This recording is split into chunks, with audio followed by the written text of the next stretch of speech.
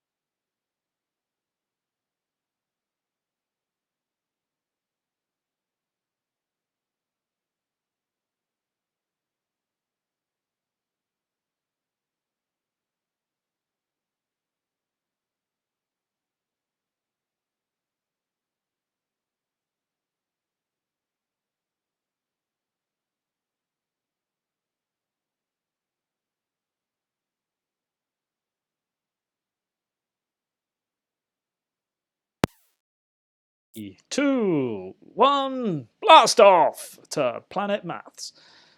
Right, 415 times by 34. Now you could have done a grid method, or you could do what I'm going to do here, which is column method for today. Okay, so 4 times 5 is 20, so I put the 0 there, and I need to carry the 2 across to the next column.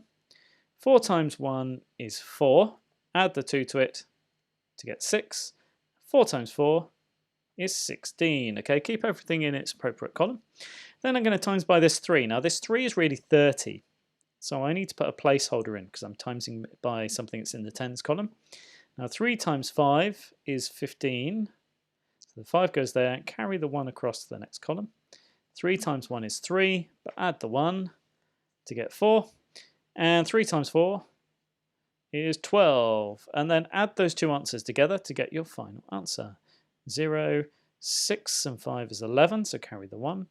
6 and 4 is 10. Add that 1 to get 11, so again carry the 1. 1 and 2 is 3, plus the 1 is 4, and then 1 on the end. So my answer is 14,110. Right, lowest common multiple is what LCM stands for. So list your multiples and then find the lowest one that's common to both. So 18 and 14. Multiples of 8 would be 8, 16, 24, 32, 40, 48, and so on. Right, let's see what the 14 ones are. So multiples of 14.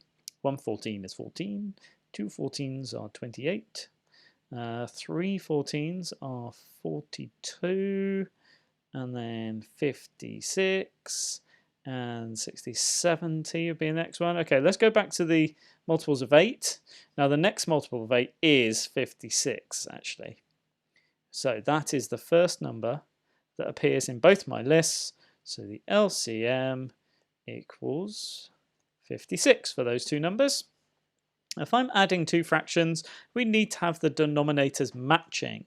So they both need to be the same. Now in this case, one of the denominators can be changed to be the same as the other one. We can actually change the first one so it becomes 14. Now I would need to times that 7 by 2.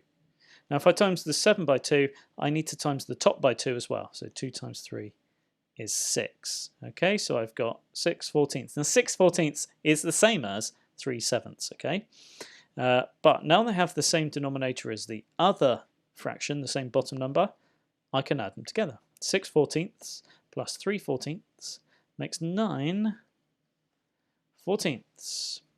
Right, round to the nearest 100. Firstly, identify the hundreds column. It is that one with the 5 in it there.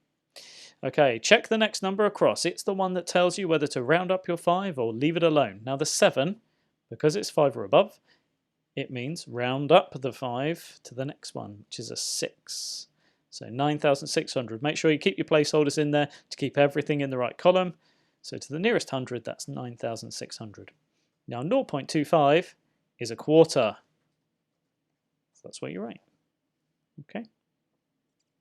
And 10% of something. Now 100% is just all of your amount, all of the original amount. So 320 is 100%. Now I want 10%. So what do I need to divide it by? How many 10s go into 100? Well, there's 10 10s in 100.